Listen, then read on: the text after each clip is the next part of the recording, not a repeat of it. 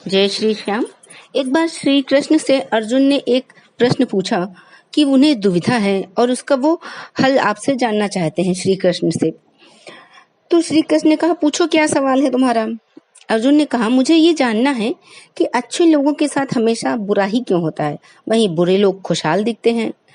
अर्जुन के मुंह से जब उन्होंने ऐसी बातें सुनी तो श्री कृष्ण मुस्कुराने लगे और कहा, मनुष्य जैसा सोचता है और महसूस करता है वैसा कुछ नहीं होता, बल्कि अज्ञानता की वजह से वो सच्चाई नहीं समझ पाता है। अर्जुन उनकी ये बात समझ नहीं पाए।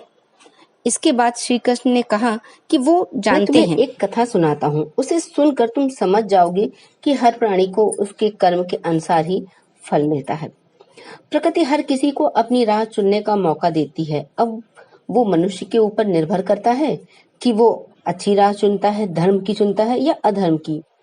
श्री कृष्ण ने बताया कि एक नगर में दो पुरुष रहा करते थे। एक पुरुष व्यापारी था और जो अपने जीवन में धर्म कर्म करता रहता था, पूजा पाठ में यकीन करता था, हर रोज मंदिर जाता था और हर रोज भगवान की पूजा करता था।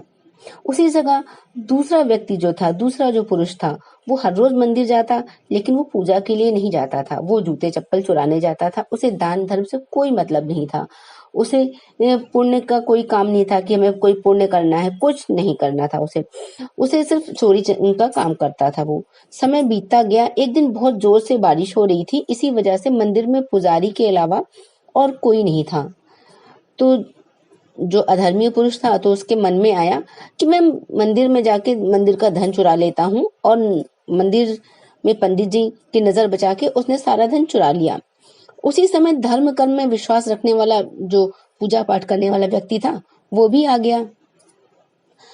अब दुर्भाग्य की बात यह है कि मंदिर के पुजारी ने उसे चोर समझ लिया। जो धर्म कर्म करता था उसे चोर समझा और जोर जोर से चिल्लाने लगा। वहां लोग भी एकत्रित हो गए। उसे बहुत मारा। किसी तरह वो बचते बचते वहां से निकला। तो दुर्भाग्य से उसका साथ वहां भी नहीं छोड़ा। दुर्भाग्य उसके पीछे चल दिया। मंदिर के बाहर वो एक गाड़ी से टकरा गया और घायल होकर गिर गया।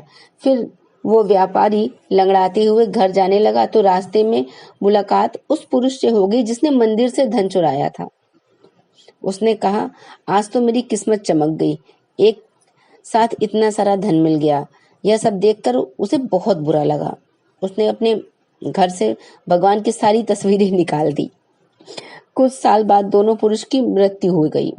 मरने के बाद जब दोनों यमराज के पास पहुंचे, तब भले पुरुष ने दूसरे व्यक्ति को देखा और बहुत गुस्सा आया।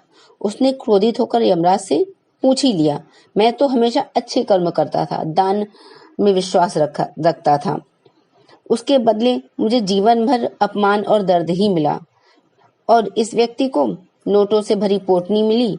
आखिर ऐसा भेदभाव क्यों है? इस पर यमराज ने कहा, पुत्र, तुम गलत समझ रहे हो। जिस दिन तुम्हारी गाड़ी से तुम्हारी टक्कर हुई थी, वो दिन तुम्हारे जीवन का आखिरी दिन था, परंतु तुम्हारे अच्छे कर्मों की वजह से तुम्हारी मौत सिर्फ एक छोटी सी चोट में बदल गई। तुम इस दुष्ट व्यक्ति के बारे में जानना चाहते हो।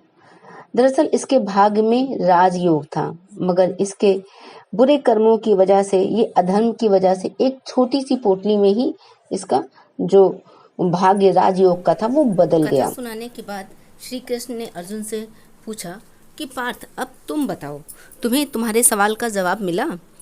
ऐसा सोचना कि भगवान तुम्हारे कर्मों को नज़रअंदाज कर रहे हैं, ये बिल्कुल सत्य नहीं है ना। भगवान हमें कब क्या किस रूप में दे रहा है मनुष्य को समझ नहीं आता, मगर आप अच्छे कर्म करते रहें तो भगवान की कृपा हमेशा बनी रहती है। इसलिए अपने अच्छे कर्मों को बदलना नहीं चाहिए, क्योंकि उसका फल हमें इसी जीवन में मिलता है।